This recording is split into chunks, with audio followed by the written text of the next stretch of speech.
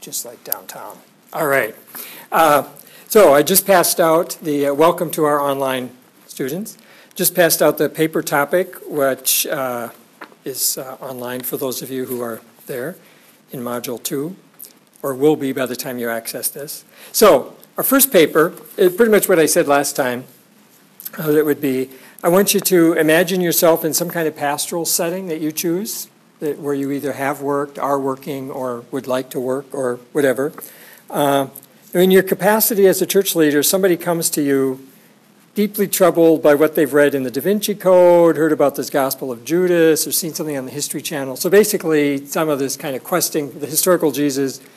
You know, the headline when the 5 Gospels first came out, scholars conclude Jesus didn't say 85% of what the New Testament says. Well, okay. But it gets people's attention and makes them unsettled. And, you know, there's something inherently hokey about this assignment. I get that. Because you're going to imagine this and imagine that you have time. This usually happens like as you're getting in your car in the parking lot, right? Somebody asks you this question and you've got like 30 seconds to respond. Well, really, I can't give you a response in 30 seconds. But I would say, I hope your response is not, oh, you just shouldn't read that stuff. I mean, the worst thing we can do is be defensive, because that's exactly what they're saying we are. We're afraid of the scholarship. We're afraid of what they would say, the truth. So we can't have any of that. We've got to be open and talk to them, which is why we're doing this in class, so that you're prepared for these kind of conversations. So anyhow, set this up in some way that you can respond. So this has raised a host of questions and genuine worries. Now, I'm not imagining that you're going to answer these seriatim. It's just an example of the kind of anxiety people would have. What was Jesus really like? Anyhow, maybe we believers have gotten carried away in what we've said about Jesus. How can we say that Jesus is God? Doesn't every religion say this? Isn't this all just a variation on the need to be number one? You know, our guy's the best, no matter what. How can we make such a claim in a scientific age? You know, when you've looked through Galileo's telescope, as Funk puts it. Do I have to be blind or ignorant to believe? That's really the bottom line question for this. So what would you say in response? So, you know, the initial part of the paper, maybe no more than a page, could be less, sets the context. I'm not going to grade you on that. I'm not grading your pastoral sensitivity or abilities or anything like that, but just context. And part of this is, I will say, this exercise, the reason I keep coming back to it is we ask our ministry students, which is, you know, a large bulk of our students, to do all sorts of academic things. I think it's appropriate to ask students who are getting any other sort of degree, academic master's degrees or something, to do some pastoral thinking. So this isn't just for ministry students, it's for all of us. So what would you say in response? Presume you have time to say what you want. That's part of the hokey thing. If not in your actual response, then in notes or an appendix, connect your comments to the reading we have done in Powell, Funk, Brown, and those 2 America essays. Pretty much the assignments for today and the next 2 weeks in Brown. Now, typically when you're actually responding to somebody pastorally, you're not going to be giving quotes. You know, it's helpful to show, I mean, referring to Funk, for example, to show that you've read this stuff and you're still believing. I mean, I remember when I was an undergraduate here at St. John's, way back in the 70s, and I'd be in classes with these monks and they'd ask some of the most radical questions I've ever thought of, and then I'd see them go into prayer. And I thought, okay, this must come out okay. I'm not quite sure right now how that is, but they're still praying. Okay. That was just deeply reassuring. But also they were pushing these hard questions. They weren't afraid of any of that. That was also just so energizing. And the two together, I think that's our witness. And so, anyhow, so you can do this either way, and I recognize the hokiness. If you put quotes in, it's fine. But you can also do that in like footnotes. A footnote where you'd quote somebody and to make your others more conversational. Some people really get into this. You don't have to do this at all. But I've had people who do this like a play, or they set this up as like a whole drama. It gets, anyhow. The point is not to elaborate too much on the pastoral setting. You know, like 4 of your 6 pages, that would be a problem. But more, well, how do you respond? That's the thing. Remember, the task of the paper is to address this human concern appropriately and to show that you have read the material and can use it to speak to real human questions. So don't forget that accountability piece. This is, after all, a paper that you're going to get graded on, and you're going to show me that you've read and understood this material. But you're going to show that understanding by being able to use it in this setting. So, unfortunately, there's often a student or two in a group of, say, 20 who really they really get into this, they're answering the questions, doing a good job, but they make no reference to the readings at all. Well, that's not a good paper. I can't, I can give you some, of the points, but it's not going to make it to a B, for instance. So don't let that happen to you. But it's not a research paper. You don't have to do a lot. But just, show me that you've read and understood the material. Okay, questions on this? So you don't have to make reference to the materials. That's kind of the come up sort of in the response to the... You could. No, you can, but you don't have to. Right. Otherwise, it would be in footnotes. Be in footnotes. So you might say something, say, that you learned from Brown, maybe about the implicit becoming explicit or something, and not quote Brown, but then have a footnote and give me a page reference, or, so you could give quotations and a page reference in there, and that takes me back to the text. Yeah, so that's good. But, it wouldn't be totally out of character to say to somebody in a setting where they're in your office and you got all your books around, to refer to a book and say, I've read this by Raymond Brown, who's a great New Testament scholar, and he has this other opinion, and here's what he says. Or if you really get into it, you can start quoting Luke Johnson, who takes these people really to task, but we'll get more to that. I mean, he's amazing. And again, 8 to 10 pages, 5 to 10 pages, somewhere in that range. But it usually gets pretty close to 10. But in that, I say 5 to 10. I don't know how you could do it in 5. But I read Ludwig Wittgenstein. I like Wittgenstein. He has this book, the Tractatus Logico-Philosophicus, which is like 40 pages. And Bertrand Russell made it his doctoral dissertation. Well, if you get a dissertation in 40 pages, if you're really a genius, you could do this paper in 5. So, that's part of my framing, but really I think it's more the 8 to 10 range. And I hope you can have some fun with it and also, use it to bring these things together for you in some realistic setting. Is there any other questions? Okay. One, you guys get that? Yeah, sure. Just mechanics. Oh, yeah. Standard, footnote stuff. Okay. And I know that I got some notes from online people. I can't see what I write on the board, and I get that. But anything important, I'm going to try to pull the camera forward like at break when you have something. But so you could have standard footnotes. You've got the words and a quote and note 1, and then that's either at the foot or the end, whichever you prefer. But if you have a quote here, you could just simply say, if you set it up as Raymond Brown says, boom, then all you need, since we've all read the same book, just put 132. That'd be good enough. Or Brown 132, if it's not clear where it's from. So then, you can just do that run in. It's a little easier, but with word processors. Okay, this is one of my big beefs in life. So you have to hear this. No. So when I was doing my dissertation, word processors were just coming in. I'd go into my wife's office at Yale, and they had this thing where you used a mainframe computer to do all this stuff. And you had to put in code like you're doing HTML now for indents and all this. But it was still pretty cool. Well, at that time, you used footnotes. And for generations before, where you had to figure out on the typewriter, can you imagine when you're typing, and where do I stop to put in the footnotes? Okay, footnotes are okay. Word processors come in where they can do this like that, and now everybody wants endnotes. Why is this? It's so grossly unfair. Anyhow, so I don't care, footnotes, endnotes, put them in the text. Yeah, so you'll figure it out. If it's longer, certainly you'll want a footnote. And it may be not so much in this paper, but I love the art of the discursive footnote, where you've something in there, and then read David Tracy or these people, they use it all the time. And then they'll have this other conversation in the note.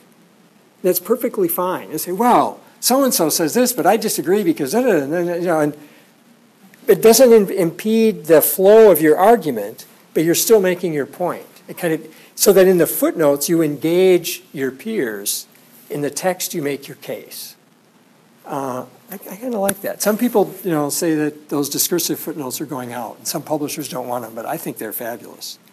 Okay. So let's go back to last time. Just a couple reminders, not that I'm saying the whole 3-hour lectures gets reduced to these few points, but just a couple reminders to kind of get your mind back where we were. We're talking about the Enlightenment and modern culture as the context for doing Christology today. Okay, so that was the basic argument there, and then filled in some of that. And among the main features of the Enlightenment, at the heart is reason over revelation or faith. Revelation is more the character outside of us. Faith is more the character within us as we think about this. But reason is clearly paramount, and then we have the fact-value distinction, or as Powell refers to it, fact-belief distinction, but he plays with the same thing. And it's not that values are dismissed. And they recognize that in many ways this is the real stuff of life. This is where we live. But there's still, in terms of anything academic and making an argument, they're non-rational, their feelings, they're subjective, their opinion as opposed to fact. All those things, you can't say they're not negatives vis-a-vis what is scientific, rational, and so on, particularly in the Enlightenment mentality. Now, maybe for the Romantics, who came a little later, it was all about the feelings. That's great. But in the Enlightenment mentality, this is it's a lesser place, and that's where faith belongs, and that's where our claim, remember at the end I said, which maybe makes a little more sense now, at the bottom of the fact column, we have the Jesus of history, and that's we're trying to do that scientifically. And then at the bottom of the value column, we have the Christ of faith. Now, maybe just a word about that as kind of a framework for. So Jesus of history, Christ of faith. The contention is that this Jesus of history can be approached in terms of the scientific discipline of history. And we're going to talk about that shortly. And therefore can be objectively appraised more or less as if you were a first century person in Palestine and met Jesus. Not everybody who met him believed, but they could tell you what he did, what he said. And so that's what they're trying to recover in a sense that's objective. And that's plausible. It makes sense. We don't have any objection to that. Let me say, too, another context piece for myself at least. So I'm going to be fairly critical of the Jesus Seminar people. I don't want that to come off as a criticism of the quest for the historical Jesus. And I think, as Luke Johnson says in his little piece, that this is ultimately about getting us to engage the Gospels. And I think there's a deep temptation to a kind of neo-Docetism in Christianity. So Docetism, as we'll see later in the course, is the idea that Jesus never took on fully human form. He just appeared to be human. And I think, little things like, I remember when the movie, this dates me a bit, but the movie The Last Temptation of Christ came out from the Kazantzakis novel. And, okay, I thought the portrayal of Jesus probably wasn't quite the bumbler that the movie made him look out to be. But the visceral reaction people had to this struck me as evidence for the fact that we really do operate with a kind of Docetism, and when we are encountered with the full humanity of Jesus, we're offended. We shouldn't be. And I think history, and the study of history, reminds us of the humanness of Jesus. You're at the wedding at Cana, and you're drinking all this wine. At some point, maybe, he and Peter, I don't know, Peter was there, but he and Peter have to go up behind the barn and take a whiz. This should not be a threat to our piety. This is what humans do. But we act as if, like sometimes that thing, if only I were there, that great Good Friday hymn, what is that, about the cross? I kind of know the one you mean. Yeah. It's really, It's very moving, kind of spiritual, but it's the idea that if only I were there, if only I'd been there in the first century, I would know and believe. Well, none of the people who were there did. What makes us think we would? They saw all this stuff, and they didn't right away believe. So there's something else going on, and that something else then is the judgment that Jesus is the Christ.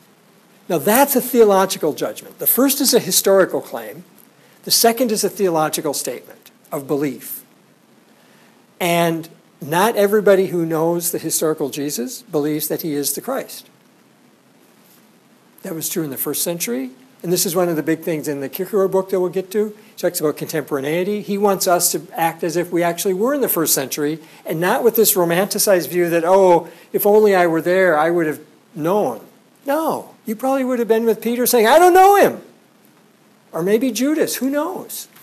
But the judgment that Jesus is the Christ is, in a way, the question we're going to be pursuing for the next few weeks. How and why did this community make that judgment? And what we'll see in the Jesus Seminar is saying that's the wrong judgment. And many of the people who did the historical quest, they say, no, this judgment here was incorrect. And in some ways, they want to drive a wedge between these two positions.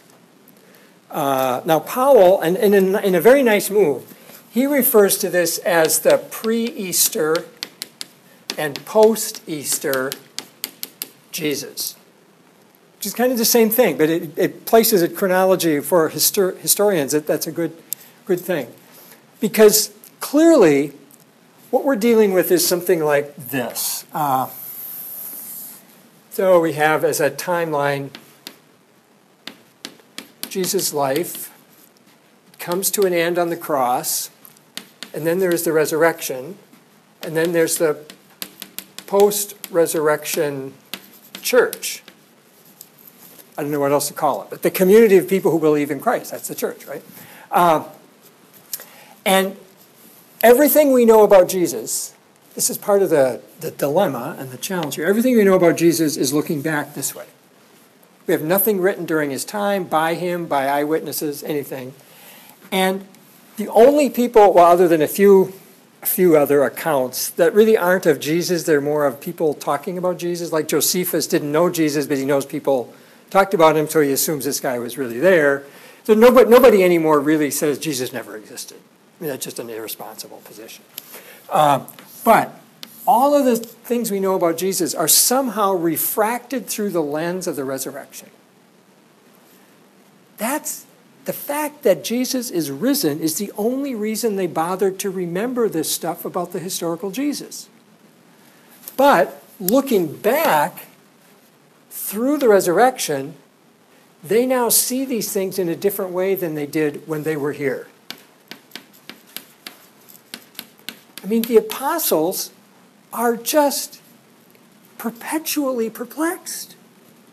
Who is this? I mean, much less the people around, who were just watched them, like the 5,000 that got fed. They went home and said, what the heck just happened here? And then most of them probably forgot about it. I don't know. But they didn't all become believers. That's the point. But so the apostles are kind of perplexed back here during Jesus' lifetime. And I think the character of their perplexity is significant in many ways. But one is, so they're not perplexed about the events or the sayings. They know what happened, and they know what Jesus said. What they're perplexed about is the meaning. What does this mean? So, later, and this is kind of, in a way, sort of Luke Johnson's point against some of the historical critics. But so later, when they're writing the Gospels, and on that sheet with the synoptic hypothesis, you've got dates and so on. But the earliest is probably Mark, and probably no earlier than 60 at the earliest. And maybe after the destruction of the temple in 70, that was one of the big events. But as they're writing the Gospels, okay, they're looking back, but what they're trying to explain is the meaning. And we'll return to that when we look at some specifics about methodology and so on. But that's why they cluster things the way they do. That's why they construct the narrative the way they do. They're not saying that this is exactly how it happened and in this order, but they're saying this is how, in the course of telling you this story, I can make clearer to you, my reader, the meaning than it was to me at the time. And what good is it for me to bring you into the same perplexity I had back then? We know things now we didn't know. I'm supposed to pretend I don't know that Jesus is risen? Of course not. That's what makes sense of it all. And also the other thing is, and this is more like a historical method, but you need to have an explanation that accounts for why he died. If you make him just some nice guy who went around preaching truisms, why would they kill somebody for that? And that's the one thing that's most non-deniable about anything Jesus did, is that he died on the cross. And if your account of Jesus' life doesn't explain that, what's it worth? Clearly that's a problem. So that's one of the things. But so looking back and restoring this meaning will be very important. Now back to this wedge. So one of the things that happens, and some of this is very intentional on the part of these critics. Others, it's kind of a byproduct they didn't necessarily intend. But driving a wedge between the Jesus of history and the Christ of faith, or there's other ways we can put this. And one of the famous ones, all of these are a bit painting with a broad stroke, but I think they're very accurate. The proclaimer and the proclaimed. So it's pretty clear, I think in some ways almost undeniably clear, but pretty clear, that Jesus proclaimed the kingdom of God. He did not proclaim himself. And we'll work on that over the next couple of weeks, but that's pretty clear. The church proclaims Jesus. Some of these scholars, the early ones especially, say right there is the fundamental mistake. We should still be proclaiming the kingdom and not Jesus. So drive a wedge between those. Drive a wedge between Jesus and the church. Because it's the church that's doing this proclaiming. And that the church has somehow corrupted this story. And so a wedge there. Initially, this is really a fascinating story in some ways. And I'm in no way, okay, this is dangerous, so you really have to get the nuance here. I am in no way blaming all these problems on the Reformation. Okay, that's not the point at all. And many churches in the Reformed tradition are just as upset with this as anybody else, if not more so, the fundamentalists especially. But it is the case, nevertheless, that the Reformation was driven by sort of separating the New Testament, Scripture, from the church. And Luther's principle of sola scriptura, okay, which was saying we want Scripture and we don't need the tradition and hierarchy of the church to get to that. And everybody can read Scripture on their own and so on. Okay. And kind of a liberation, and there's a lot to that. We had encrusted it with too much, and da-da-da. Okay, so a lot of things that, reasons why that was a good thing to do.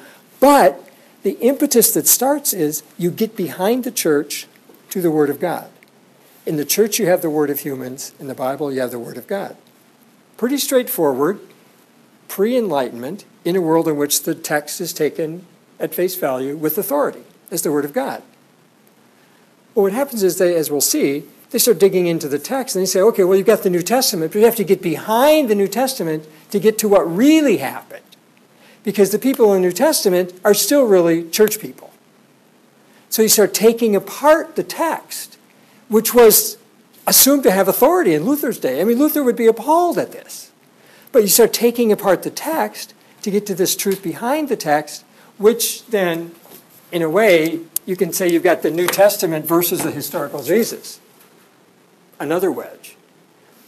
But what's fascinating is, and some of these folks were my teachers, Protestant New Testament scholars kept working at this more and more.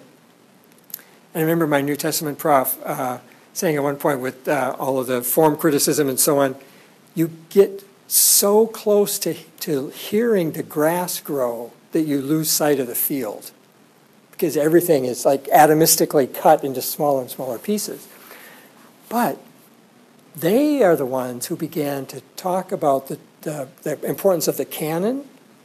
So Brevard Childs, my Old Testament prof, writes all this stuff on canonical criticism and the importance of the canon and the recognition that no matter where you go, no matter how far back you go, no matter what you do in criticism, the Bible is here because it is the church's book. And the church was here before the book. The communities existed out of which Scripture comes. That is an irreducible fact. So if you're trying to separate church from, not from Jesus, but say church from New Testament or Scripture, that's just a mistaken enterprise. It can't be done. Or if it is done, the church wins because it wrote the book. I mean, that's crude, but that's true. So this wedge becomes a very significant thing, and we'll return to that in a couple different ways. Questions on that before we move on? Does it make sense? I mean, can you feel that wedge and what it does? Yeah, right. So then the issue is, how does one respond theologically in a way that's responsible? But that'll take us to Brown's typology, and we'll get to that later. Okay, no questions? All right. So that's a reminder. Now we'll start some new stuff, although that was new. The key that I told you about last time, and this for the online folks will be available to you in a couple days if it isn't already, when this lecture comes out for you. I feel like I'm shilling for news at 11. I don't know. Okay. So this kind of a continuation of the Enlightenment in a way. Hegel, think of Hegel as about 1800.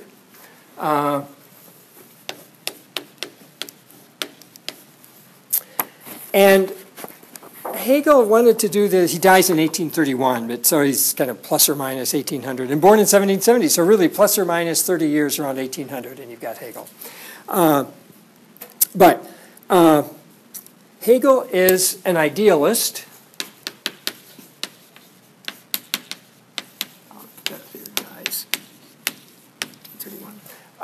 Which, again, remember, means that the fundamental reality or ultimate reality for an idealist is in the nature of an idea rather than in the nature of empirical stuff. That's the big divide. Okay, so he's an idealist. Lutheran, stayed Lutheran his whole life, go to church, sing the hymns, the whole thing. What we see here, and the reason I think this is so important for us, is it becomes a kind of almost a paradigm for modern thinking. So Hegel wanted to present this dialectic that you've maybe heard about in other places as a form of logic with the kind of necessity that a syllogism would have. So remember last time I had the syllogism, the two minor premises, or major minor, two premises, and the conclusion. So Hegel would want to say that this first thing, and we'll say more about this, but this is one premise, and down here is the conclusion. The reason I say that is to make this point. For Hegel, this should move with the kind of necessity that logic has. And we'll see some of the consequences of that. But okay, so let me just explain this, and then we can hash it out and talk about it. In some ways, it is an absolutely magnificent, majestic way of putting human experience together. I mean, he's like a great systematizer. Kierkegaard was kind of anti-Hegelian. Kierkegaard says, if only Hegel had said at the end, and it's all a joke, he would have been the most brilliant person ever to have lived. But he thought it was serious, and there's the problem. Anyhow, but that's a Kierkegaardian view. So he says, and let me give one other thing. For Hegel, what I'm about to describe is really non-temporal. I, at least, am unable to really think about, much less describe this in a way that doesn't use temporal terminology. So I'll talk about starting, moving, etc. But Hegel thought this is sort of an eternal movement, almost like, well, we'll see. It's like the Trinity. That's what he does with this. But so fundamental reality is idea. Idea is there. It's one. It's undifferentiated. It's whole. And in that undifferentiation, it really doesn't know itself yet. Okay? So there's the temporal terminology. Idea generates out of itself its opposite, matter. Now, if we want to put this in theological terms, which he did, God and the world. Okay? And sort of in his logical terminology, he uses this, and you've probably seen this, thesis, antithesis, or antithesis. They're opposites. Well, in this, there's a tension here between these two, and a kind of alienation. Now, for Hegel, things are always sort of both good and bad. So the good is, now that God has an other, like a mirror, and part of him, part of God is in this other, because it came from God, God can now differentiate himself. Now the possibility of self-knowledge is available. When you're undifferentiated, you can't have any reflection. Now there can be reflection. And he just loved to play with all these words. And German has, ways that it's amazing. Anyhow, but God can see his reflection in matter, but he's also where the part of him is over there. I need to get this back. Now I need reconciliation. How do I bring these two together? So you've got these two theses, or affirmation. I think this is on the page. Affirmation and negation. Okay. That's the fundamental reality. And part of this is, and much of this becomes sort of almost second nature in modern thought, that the further apart you get, think of a rubber band. You stretch this rubber band, you're putting more energy into the system. So there's a kind of energy that comes from this alienation. And the greater the alienation, the more the energy, and when it comes back together, the bigger the collapse. We'll see how this totally shapes Karl Marx.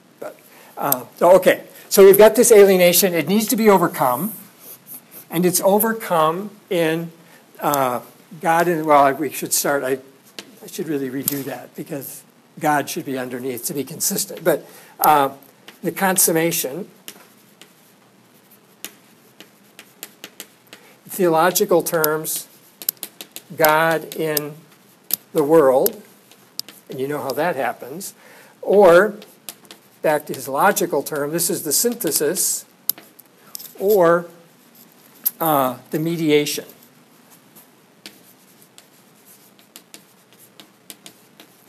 And this line here is history.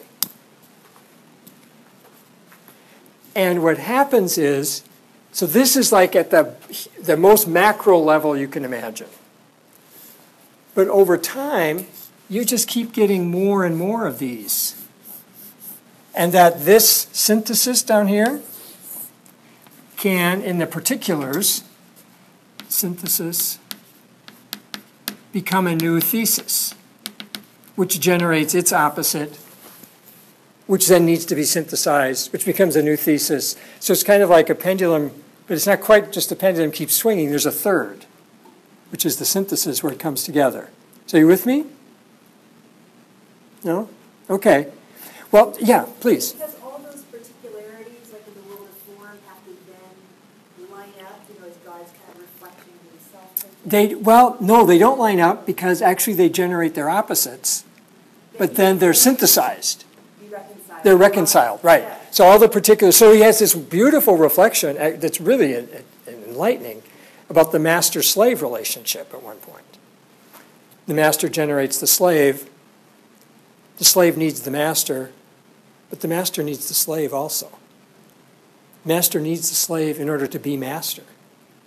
So the system has a stake in perpetuating the slave, or perpetuating the underclass for the sake of the upper class, and not just about money and all that for Hegel, more like their sense of superiority, their sense of who they are, their identity is that we define ourselves negatively, right? Over against. I am not so-and-so. That's how I get my identity. That's what he's saying even for God. God doesn't know who the hell he is, until there's this contrast. Now there's an other over against. I'm not matter. I'm getting who I am now. But wait a minute. Matter is also part of me. How do I get that back? So So, and then he has this huge thing about history, and one of the significant things is this is really evolution. A generation before Darwin. Evolution was in the air, it just hadn't been applied to the origin of species yet. But it wasn't like Darwin made up the idea of evolution. It's clearly evolutionary. Okay, Hegel says, and this becomes, in some ways, the point of this. This is, well, no, let me hold off for that just a minute. Let's do the other part at the bottom of this page, art, religion, and philosophy. He says that what happens through history, and he goes from I should add this. He goes from materiality, totally, to self-consciousness. So what happens, as I mentioned on there, there's emerging consciousness, that you go from the primordial soup, if you will, to human beings who are self-aware. And in that, so self-aware, in that self-awareness, what we are, that awareness is ideas, thought, which has only one source, the ultimate cosmic idea. In our thinking, we are participating in the thinking of God. We are, in fact, God thinking in the world. I mean, doesn't that follow from this? You couldn't come to any other conclusion. Okay, so now, he says in the course of this emerging consciousness, humans have had three kind of general levels: art, religion, philosophy. In each of these, the idea up here, right, the idea, or the truth, these are roughly synonymous, the idea is trying to come into consciousness, okay? So you have an idea presented in the form of art, and you look at primitive culture, and you've got all of these statues and the art and the paintings, and they're about something transcendent that's trying to break through. But there's a literal opacity to this, opaqueness. I mean, you're dealing with a hunk of rock through which this idea is trying to come. And he says it can't. We're blocked. But it's really there, but it's not very self-aware. So in art, the truth is projected or expressed in images, and it's opaque. Religion expresses the same truth in myths. Remember God of the Gaps last time? These things actually do connect. So that we're initially, all of our explanations are in terms of myths and mythos. That's more transparently about ideas than is the art. The temptation in the art is to think that it's all about that statue, and so you make the statue an idol when the statue really should be pointing beyond itself to something else. But we don't see that pointing beyond. That's our problem. Hegel says the same thing happens in religion. We've got these myths, which are stories. We tend to get fixated on the stories and think it's all about the story when in fact it's pointing to something else. You can see where this is going to go. So then, but the truth is more expressed, and he says there's a progression here, but the ones before are never lost. See, there's this word in German, A-U-F-H-E-B-U-N-G, Aufhebung. Aufhebung, for those on the video, which means, I don't know how this word would ever come into existence. It means both to affirm and to deny. To take with you and to leave behind. He says that's what happens in all of this synthesizing. So something of each of these extremes is present in the synthesis, but something is also left behind. So too here. We're not getting rid of these three. The goal is not to get rid of them as we progress, but to understand them properly and put them in their place. Now, ultimate is philosophy, which of course he was a philosopher, in which we express the truth conceptually. And these concepts are transparently and obviously ideas which tie us back to the ultimate.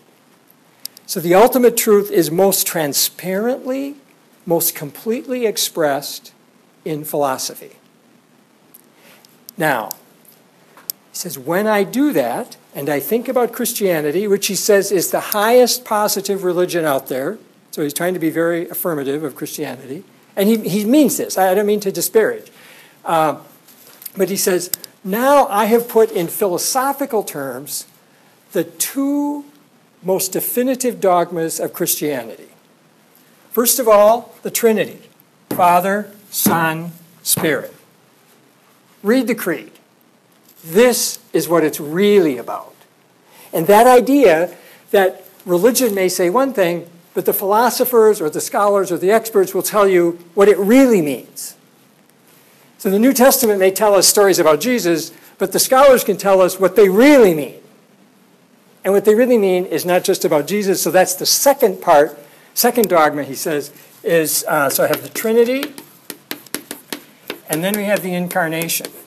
Because what is this? What is the emergence of God's thinking in human nature other than the Incarnation? So he says the point of Jesus, you know, the religion wants to say it's about Jesus. He says that's the myth. In his way of using the term, that's the myth. The truth is that Jesus is just a pointer to a reality that is true of all human beings. All of us are, in this system, as human, the incarnation of ultimate reality. Idea.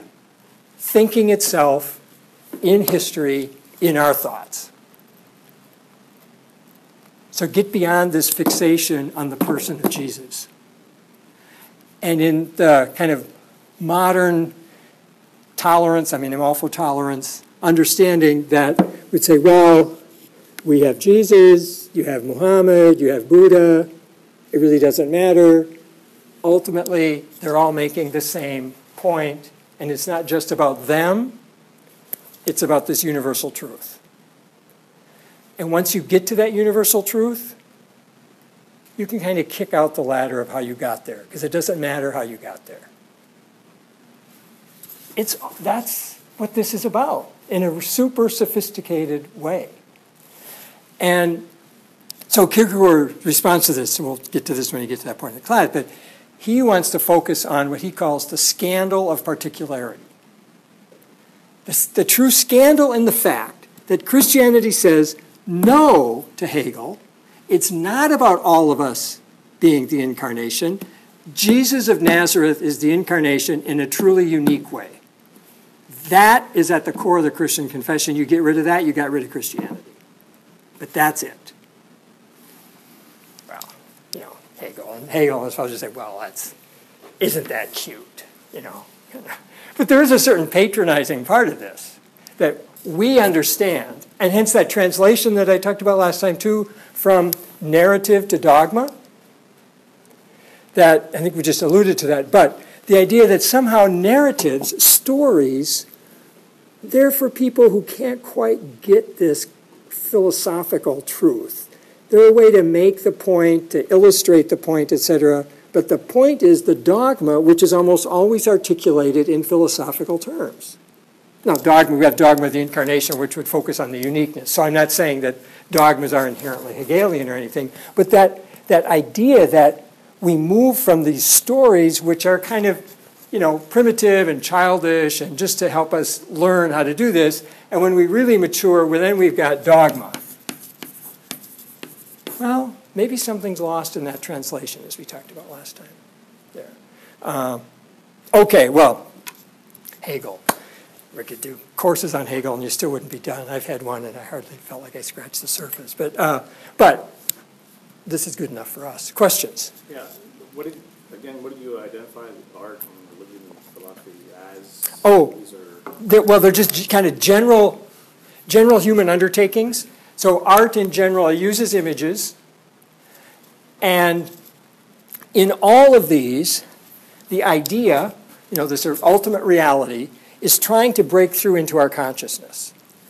So first we have art, And in art, it's expressed in various ways, maybe the ultimate truth of beauty expressed in Venus de Milo, and we think it's about the Venus de Milo, it's really about beauty. So there's some bigger concept that's trying to break through here, but we can't see it. So, and something about art, the physicality, materiality of it, it just makes it easier to think of it as more dense, because it is, okay. Then religion is another human activity in which the idea, the truth is trying to break through. Instead of images, now we have images, so art can come along, but now we have these stories. It's all about these big stories. In those stories, the truth, the idea really is breaking through, but our temptation, again, is to get fixated on the story rather than having the story be more transparent, literally the opposite of opaque, more transparent to the truth that is shining through it. So the story should be like a window. We want to focus on the window when what we should be seeing is what's outside.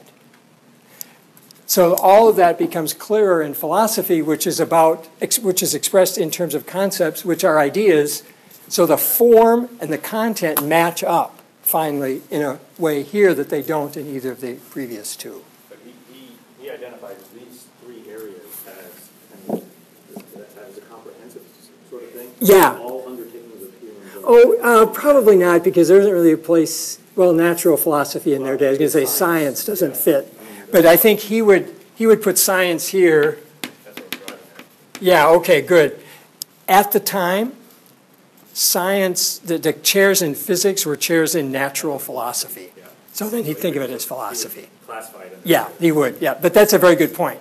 And it does kind of not quite fit because it's about stuff. It's empirical. That's right, exactly right. I don't remember how he takes care of that, but he does. That doesn't mean he does it adequately, but there are few things we can bring up that he didn't anticipate. That's what, it is very impressive. I think it's wrong, but it's very impressive. Yeah. Second question. Yeah. Did he explicitly identify the Trinity in Yes. his model? He said this is, because he was claiming that this is the philosophical expression of the Christian religious truths. Okay. And so he liked the fact that it was the three, and then that clearly the incarnation is very clear What in does this. he do with all of humanity before Jesus Christ came along? Oh, it was kind of an anticipation of this. And that, so in many ways, it's very much like the Christian claim. The Trinity was at work. So this has been at work since the beginning of time. Okay. And it's the Trinity. And the eternality of this, when I mentioned that it's not time, he would say this is exactly what all those Trinitarian discussions are trying to get at, that the Son doesn't precede, right. So that the Trinity has been there forever, but we can still talk about, because our words are limited, a procession of the Spirit from the Father, but they've always been there. He says, well, it's okay. If that's good enough for you, it ought to be good enough for me. That's exactly what I'm saying, but now not about Father, Son, and Spirit, idea, matter, and self-consciousness. Yeah, Denise. Yeah, what would he say about, say art, say at its highest in a way, being like a window into some kind of direct experience of this God? Okay, say that again. Well, I'm thinking of art, say icons. Okay, yeah, or right. Liturgy at a really high point, where you could be a meeting and a touch with the divine. It's Right. experiential and real. It's not about a conceptual idea, that direct contact type thing. Yeah, that's a really good point. So what do we do with, I think there's maybe more apophaticism in Christianity than there is in Hegel. Because the idea is the ultimate reality. It doesn't mean it's an idea. So it can be transcendent. He loves Plotinus and because they're all idealists basically, Platonists. And so there is this. You could take this in a mystical realm. He didn't, but some of his followers did, and you could see where that could go. And so the idea is beyond articulation, and the articulation happens in human history as it engages culture and time and and it's part of going into matter. But then what we're trying to sift out of matter is that self-consciousness, and in a way, this consummation of everything should take us back to reunite with the idea, because it is the idea coming to full expression. Now, unfortunately, he really thought that had happened that the culmination of human history was sort of in Prussia, and could only say it has to be in my thought, because this is the first time that this level of self-consciousness has been expressed. Now, he was a more humble man than that, but it does, you can kind of see that. How could you not say that? But yeah, and so then, in terms of art and liturgy as being more transparent, experientially, and then an icon being the expression, he could handle that, and it's sort of the gray line between these two, and even here, so that ultimately it is kind of trying to express this truth, and he'd say it just validates what I'm saying. Yeah, everything does. Others. So this has really profound effects on how we think of the person of Christ.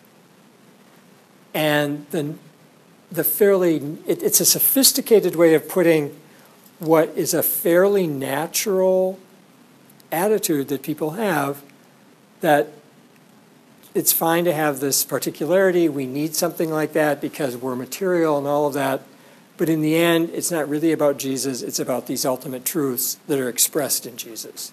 So there's a way in which this kind of sets Jesus aside as, well, Jesus becomes, in Aristotelian terms, he becomes accidental, not essential or necessary. What's essential or necessary is the truth. You could say the logos.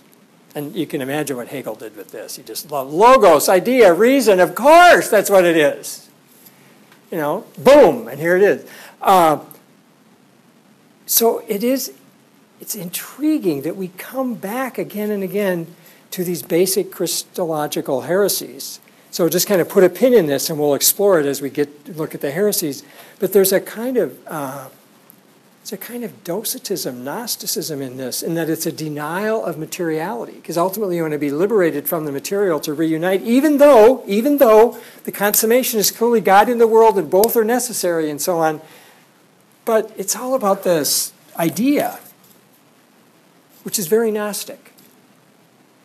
So the person actually whose place I took when I joined the faculty here, who went on to Yale, and it was cool, Cyril O'Regan, he took a 2-year leave when he left here in 1990 because he wasn't sure he'd like New Haven and might want to come back from Yale to Collegeville. I thought, that's good, yeah. So it says something about St. John's. Anyhow, he stayed, and then Notre Dame lured him away, and he has a chair at Notre Dame. But Cyril has this major undertaking. He's publishing 7 books in a kind of pairs of 2 with an intro. But it's on the Gnostic return in modernity. And when I used to have time to go to the Catholic Theological Society meetings, I'd have lunch with him. And we're not like great buddies or anything, but we'd get together and I'd have lunch. And I'd say, so Cyril, how's your project? And he's from Ireland and still has this beautiful Irish accent. And he'd go on for like half an hour. I'd have my whole lunch. This was the greatest intellectual experience of the whole conference, was just having him go on about this. It's fabulous. But a lot of it is about this is a kind of Gnosticism that shapes modern culture. And that's a temptation of idealism from the start. And in the early church, it was Plato, who's an idealist, that was dominant, and so on. But we'll get to more of that when we move into that part of the course. Okay, let me add one other thing here. Well, flip your page over. I told you, this explains the last 200 years of intellectual history in the West, right? We're getting there. So a student of Hegel's is Feuerbach. Feuerbach's dialectic, he takes the whole thing, but he turns it upside down. So Feuerbach is a materialist. I won't change everything, just put this in. So he says the basic reality of the world, or the ultimate reality, is matter, not idea. Okay? So you could think Plato, Aristotle. But it's a little more radical than that. It's all matter.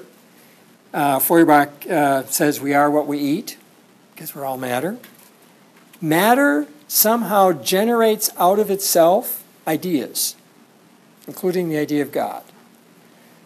So Feuerbach is the origin of modern atheism. Because modern atheism is characterized, I mean, like there were atheists before, right? But it's characterized by a more sophisticated idea that the idea of God is a projection of humanity. Okay? So let me just say a word about that and we'll pause. Interrupt me anytime or raise your hand or whatever. But, okay, so we have matter, and now we can personalize that, or we can just put it in terms of humanity and the idea of God. And we project out of ourselves, says Feuerbach, that which is best about us. So he has this book on the essence of Christianity. Absolutely powerful book. Barth writes an introduction to it, and he says, every modern Christian theologian has to pass through the foyer of Feuerbach to have any accountability at all. And I think there's a lot of truth to that, whether it's Feuerbach or at least these ideas. But, okay, so the human being projects out of itself that which is best, full, all-powerful, all-knowing, all-loving, all-just, all of those things, the attributes of God. And in that, Feuerbach says, there is an alienation. We as humans are alienated from that which is best in ourselves because we've put it in God. The only way we can get it back in this synthesis is to get rid of God. So he's modern atheism both as projection and that we have to get rid of God to become fully human. Trace to Feuerbach and trace to this kind of dialectic. Questions? Yeah, Denise. So you're in Freud, probably. Yes. So, okay, we're going there. Very good. I love it. So we anticipate we've got Hegel, Feuerbach. Before we get to Freud, Marx.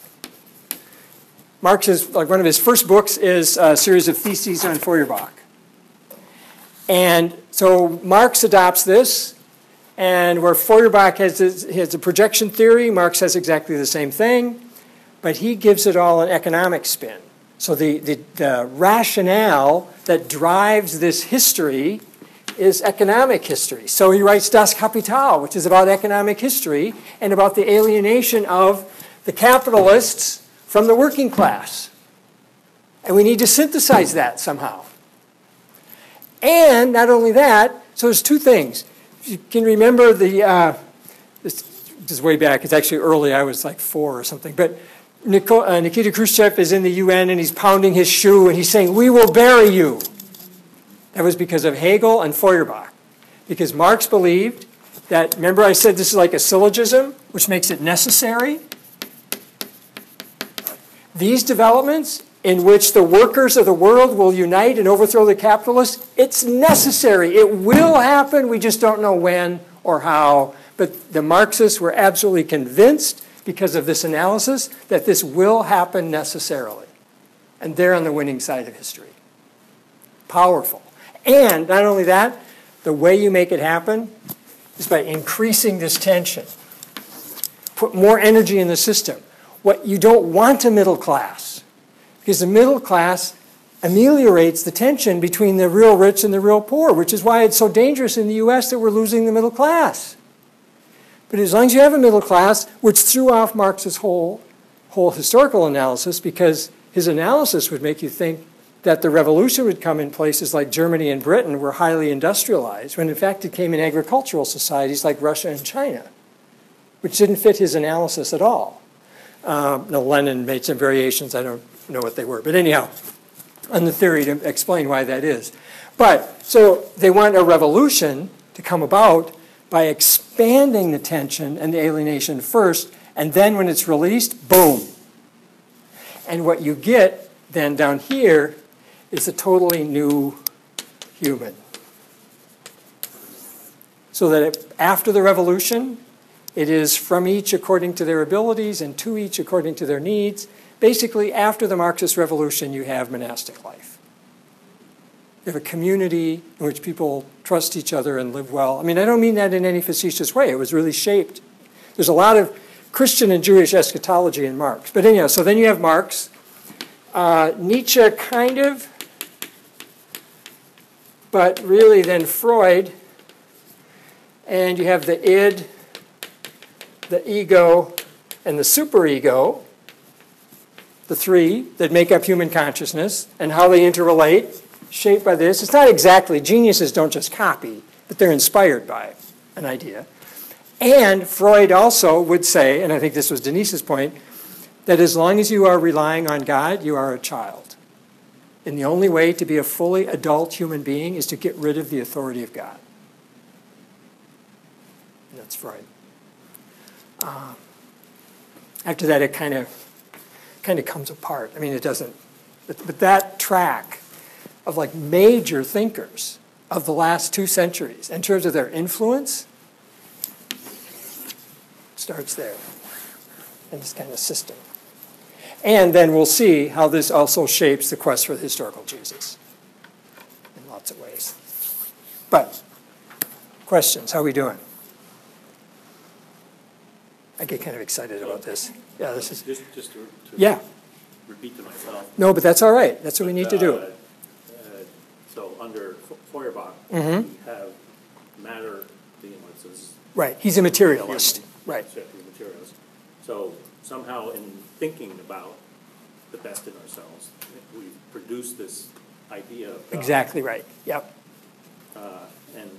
And thus we're alienated from that. From that. Exactly right. No, it's beautiful. You got it exactly right. And that. Yeah. And so in order to become fully human again, we have to kind of get rid of that. Yeah. Well, we have to get it back. Get it And back. the only way to get it back is to get rid of the God in whom it's invested. Okay. 'Cause I'm seeing, what I'm struggling with is how that fits with then the synthesis. Oh, that would be the synthesis. So first we've alienated this. It's very much like idea to matter, only flipped around. So we've alienated ourselves from that which is best in ourselves. We've projected it out there, and then we need a process to bring it back. So that's kind of the process. That's right. Yeah. Yeah. It's a little more. It's a little more, I would say, either or perhaps than Hegel, because Feuerbach really says you got to get rid of God. Yeah.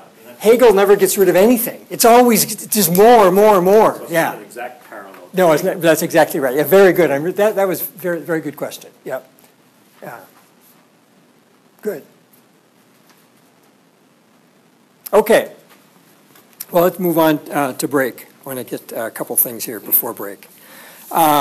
So now the historical critical method in this context, which really emerges kind of in the a generation after Hegel. And so remember last time we talked about one of the things that reason does in the Enlightenment world is that it comes to the idea that it will confer the authority upon text. So the rejection of the Middle Ages in the medieval world was a rejection of this authority that was out there and came upon us, whether it was kings, texts, church. They didn't, not necessarily God, but it's pretty clear that that's sort of where the momentum would take you. And that comes to culmination in Freud, that any extrinsic, heteronomous, outside of ourselves authority, any authority other than myself, makes me a child and not an adult. And that's really the mentality. Now I think it was a huge mistake that Catholicism just roundly condemned modernism. But it wasn't without a sense of what was at stake and what was happening. There is a momentum here that denies authority. Now, it's in the authority of the church, which of course always gets them energized, but ultimately the authority of God. That's the idea. And it's a challenge, and in some ways this becomes particularly true in feminist thought, but a challenge to see how I can, I am a modern person. Okay? Let me put it that way. I don't have to work myself. That's what I am. We all are. We're born in this. So all these cultural forces are working us in ways we can't hardly identify, and we try to understand them, but they are working us. Okay. That's who I have to be and am. But how can I be that in a way that is also responsible to recognizing God and God's authority? As I read the Garden of Eden story, what this is ultimately about is power and authority. So you've got and we can say more about this later if you want, but we've got Adam and Eve, you got this snake, you can get the story without the snake, but basically, got this, and God says, don't eat of this tree, right? And the temptations of the serpent are so fascinating. He says, well, did God tell you not to eat of that tree? Yeah. Well, you know why. Because he's afraid if you eat it, you'll be like him. That's pretty entrancing. So they ate it. And there wasn't that at all. But the idea was, are you willing to let God be God in your life? Or do you feel like you need to be God in your life? So the question is, who is God for you? God or you? That's ultimately it. That's why you don't need the serpent. You don't need anything else. You just need God and a person. And you can choose. Self-love is not a bad thing. I mean, Augustine is beautiful on this. Self-love is not a bad thing. You just need to love yourself in the right way. So you love God as first being, and you love yourself as created being, everything is fine. You love yourself as first being, the whole universe goes to pot. And that's what happens in the garden. So it's about authority. And how to recognize that God's God and I'm not in this context that is so suspicious of any kind of authority and wants to confer authority. It's a challenge. Okay, so that's part of it. History, Leopold von Ranke, R-A-N-K-E, you don't need to remember that, but he was the father of modern history, dies in 1886. I need to check that. Anyhow, it seems like he had an awfully long life from my days, but it doesn't matter. But von Ranke, it's sort of starting in the early 1800s, late 1700s, early 1800s. He says the task of history is to determine what actually happened, what really happened. Was eigentlich gewesen in German. That's the challenge. Now, at first, so historians are taking this up, and at first they apply it to ancient texts, like, from ancient historians like Herodotus and so on. And one of these days I'm going to get some actual examples here, but just bear with me on one that's totally made up.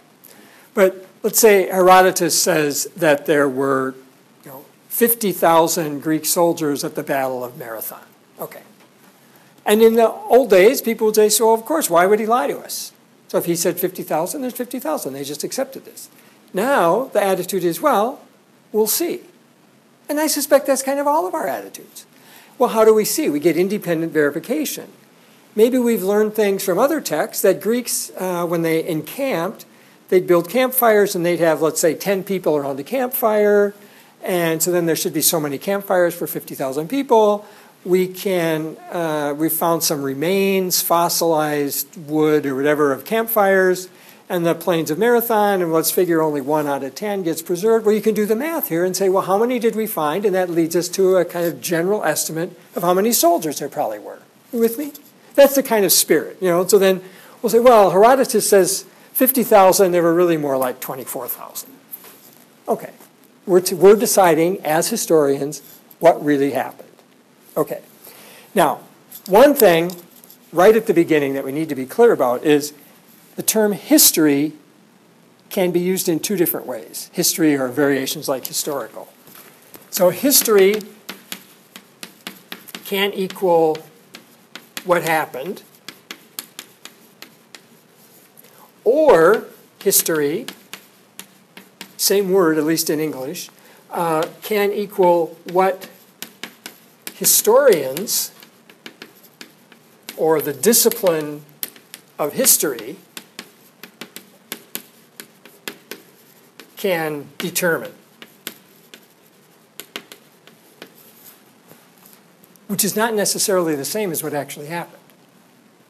It's kind of like, remember Kant and the thing in itself, and that we're kind of agnostic about that? It's almost like what actually happened is sort of beyond what we can know.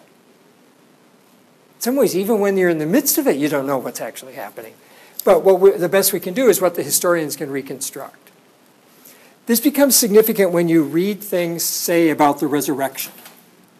That some theologians, and I think there's passages in Rahner like this, which will say the resurrection is not a historical event. the first conclusion from that is they don't believe it actually happened. That's not what they're saying. What they're saying is the resurrection is not an event that can be studied by historians. Historians need repeatability. Something that's actually a unique event, they can't determine. Now, it's like if there's a battle again, sorry for all the militaristic images, but say a battle, and the Muslims are being overrun by the Christians and the Crusades, and then they see a vision, and they turn this, they're totally at minority, overwhelmed in numbers, but they win the battle, and the historians say it's because, I don't know, Muhammad appeared, or something like that. Historians can't rule on whether that actually happened.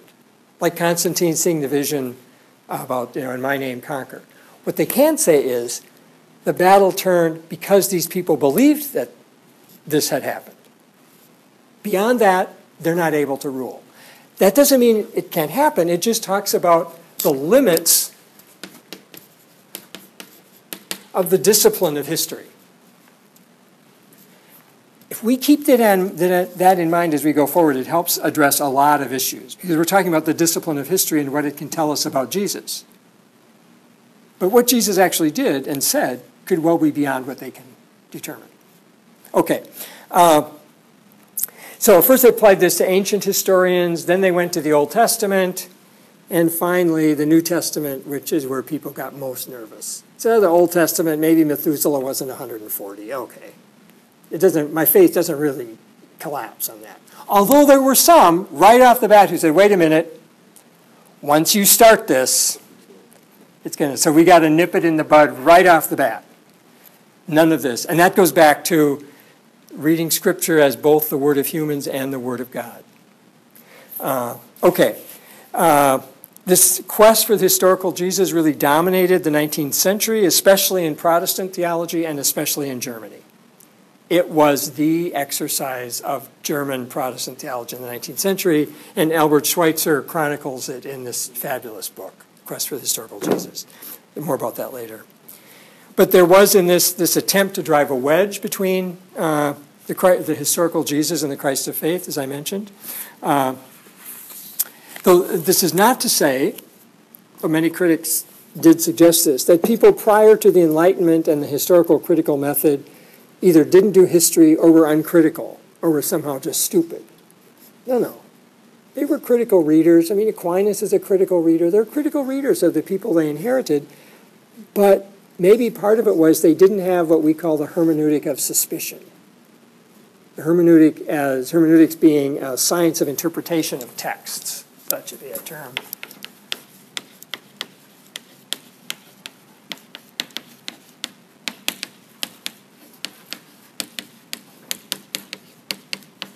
And then text gets applied broadly to basically the science of interpretation. But we approach everything with a suspicious eye. Because, remember Descartes? The way to certainty is through doubt. So you apply doubt to everything, not because you want to be a skeptic, but because you're seeking certainty. That's the great irony in this. So we're trying to find those things about Jesus about which we can be truly certain.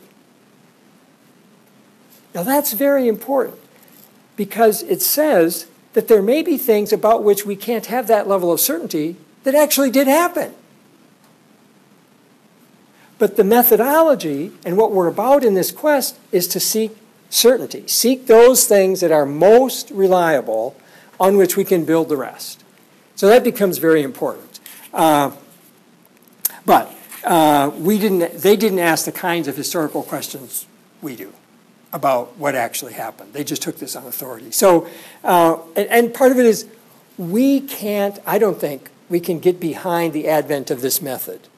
So it's one thing you read in a kind of pre-critical era, Aquinas, Luther, Calvin, any of the great scripture commentators, and they just take the text at face value and they move on with it. They're not literalists at all. Anyway, they get way off. Could you get back to the text? So they're not literalists, but they just take it at face value.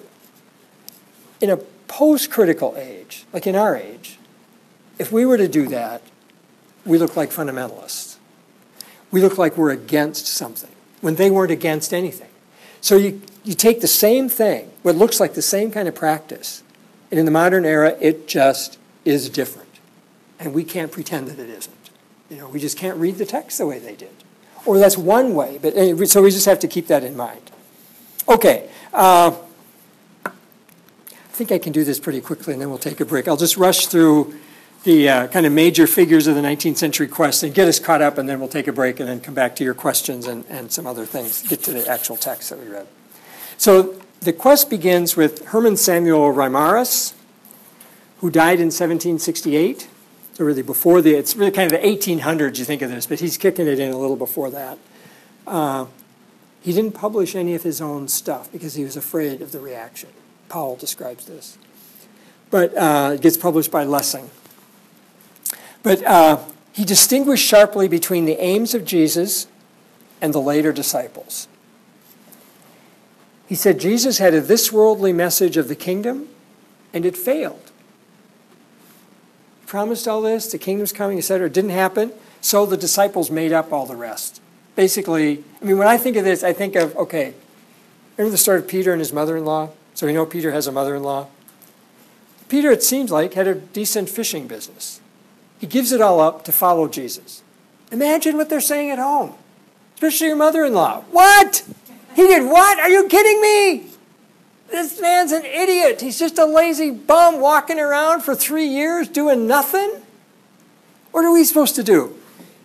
And now Peter's got to go home and say, well, that guy didn't quite work out the way we thought. You do anything rather than face that.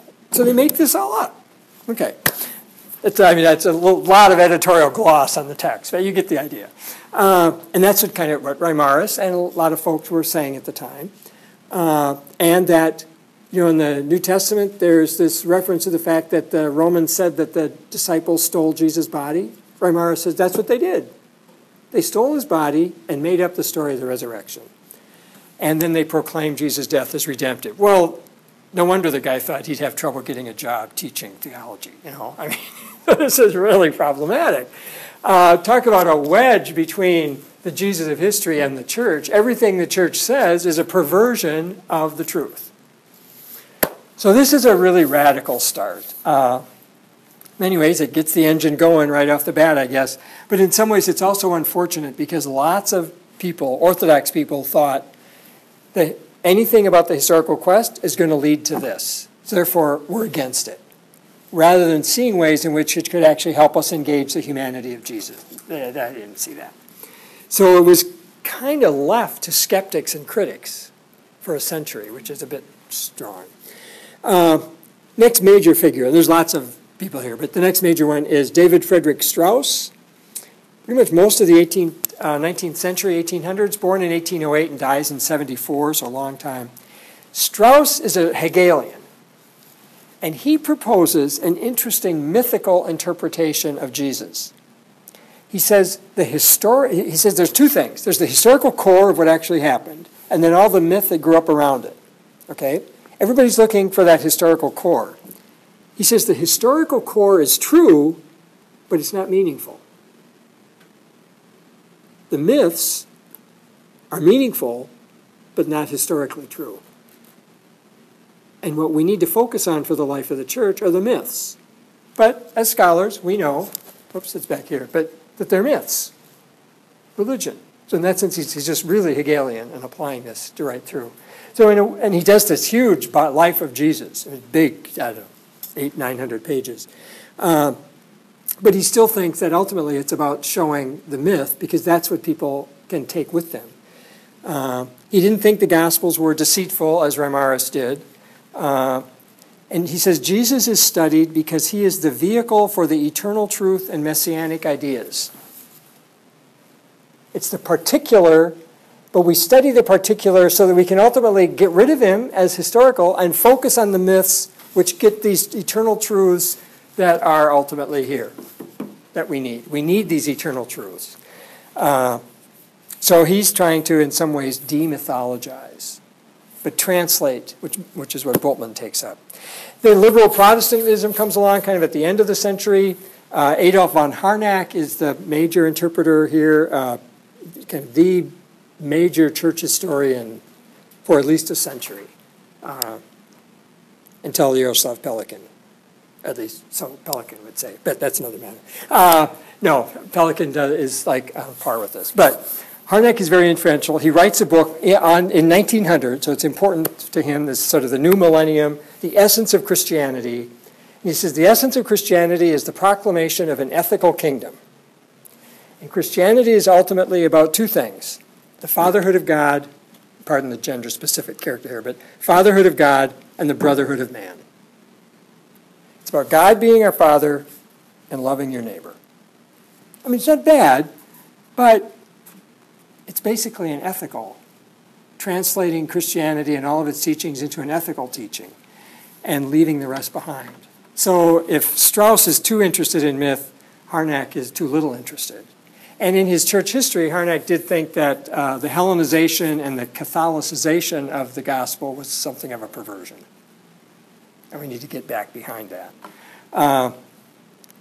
Then right after that, around the turn of the century, there was, well, Schweitzer did his big book, read from that in just a moment, but an interest in the eschatological character of Jesus. So you get Johannes Weiss and others, but they're talking about the messianic secret and all of this, but that Jesus was really an eschatological teacher, focusing on the coming of this kingdom that's going to break in and change everything, and apocalypticism and so on. Well, this, most of the portrayals of Jesus before this have made him palatable. This makes him look like, especially in some of the portrayals, like, some guy walking down the street with a sign, "The end is near." You don't want to invite this guy into your salon and have dinner with him. I mean, he's wacky. And, so that was part of it. So Schweitzer writes this book. Now, Albert Schweitzer was sort of the Mother Teresa of his age. He won the Nobel Peace Prize at one point. An absolutely amazing man. So he writes this book, which basically, when this came out, the quest ends. It's just done. I mean, there are few books that have this kind of impact. Like the second edition of Barth's Epistle to the Romans, which basically put an end to liberal Protestant theology. It just had no credibility after that book, which is amazing. But anyhow, so Schweitzer writes this book. Then he also does something on Paul. He was a great organist, so he pulled together the music of Bach's organ work, sort of the definitive collection. And then he gets a medical degree and goes off to Africa and starts a medical mission in the middle of nowhere. And people would make pilgrimage to him and talk to him. And I think he dies in the 1950s or something. But, he was the Mother Teresa of his age. Whenever anybody wanted to make a reference to somebody who lived a life of self-sacrifice for others, they talk about Albert Schweitzer. But for us, he's a chronicler of this historical work. So a couple passages here. He says, so looking at the possibility of projecting modern ideas on Jesus. He says, it is indeed not the least service of the eschatological school that it compels modern theology, which is so much preoccupied with history, to reveal what is its own as its own. So what do you as modern theologians bring to this? What's your own part of this?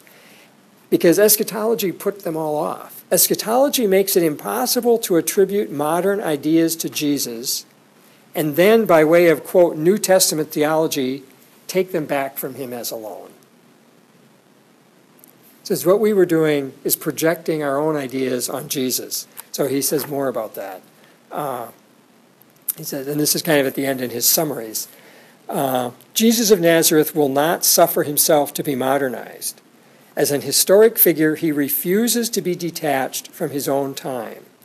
And he has this really poetic things about Jacob wrestling with an angel and so on. But the consequence of it all is that it creates this huge historical enterprise of over a century of some of the smartest people around working as hard as they could to reconstruct the historical Jesus. The consequence is that it creates the historical Jesus in its own image, so that it is not the modern spirit influenced by the spirit of Jesus, but the Jesus of Nazareth constructed by modern historical theology that is set to work upon our race.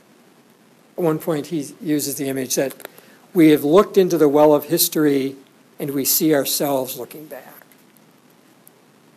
So if you're kind of bourgeois, you have a bourgeois Jesus. If you're a liberal academic, you have a liberal academic Jesus. If you're kind of an aging hippie, you end up with Jesus who's kind of a 30-year-old hippie, and that kind of is the Jesus seminar. But anyhow, very similar a century later. One last quote, 399. There. So results. This is his last chapter. I mean, it really is a fabulous book. If you want to do a research paper and kind of read this and some things around it, it'd be worth your while. Those who are fond of talking about negative theology can find their account here. There is nothing more negative than the result of the critical study of the life of Jesus.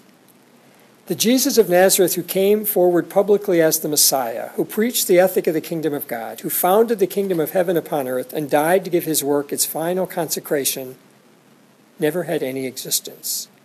He is a figure designed by rationalism, endowed with life by liberalism, and clothed by modern theology in an historical garb. But on the next page he says, we can skip that. The historical foundation of Christianity is built up by rationalistic, liberal, and modern theology no longer exist. But that does not mean that Christianity has lost its historical foundation. The work which historical theology thought itself bound to carry out, and which fell to pieces just as it was nearing completion, was only the brick facing of the real, immovable historical foundation which is independent of any historical confirmation or justification. Jesus means something to our world because a mighty spiritual force streams forth from him and flows through our time also. This fact can neither be shaken nor confirmed by any historical discovery. It is the solid foundation of Christianity. The mistake was to suppose that Jesus could come to mean more to our time by entering into it as a man like ourselves. Fascinating. So it's not that there isn't a foundation, but maybe the historians can't give us all of it. And this idea of the spiritual force is very much like Luke Johnson's point about the real Jesus, which we'll come back to later. But just in brief, the Jesus Seminar, which we'll look at after break, makes the claim that, and direct quote, the real Jesus is the historical Jesus. Luke Timothy Johnson says, no. The real Jesus is the Jesus we encounter in the life of the community in the Eucharist. He's not a pietist, and he's a Catholic, but that's the real Jesus. And he says Christianity has never been about just remembering this great rabbi. The whole point of Christianity, what began it, what from the post-resurrection experience is that Jesus is still alive and with us. That's why we remember the Jesus, because it's the same one who was before. That's why we tell the stories of the Gospels. We don't tell the stories of the Gospels and then get to say, oh, and by the way, this Jesus still lives. No, this Jesus still lives, so let me tell you about him. That's why Christianity exists. And Johnson says, that Jesus who still lives with us, the risen Christ, the risen Jesus, that is the real Jesus. Now let's do some history. But he doesn't want to concede that the real Jesus is the historical Jesus in the sense of the Jesus the historians will reconstruct for us. And that's basically the same point Schweitzer makes. They've tried to reconstruct this, but this is not the real Jesus. The real Jesus is the one with the spiritual force. All right, on that, let's take a break, and we'll come back with questions and the questions you wrote and others.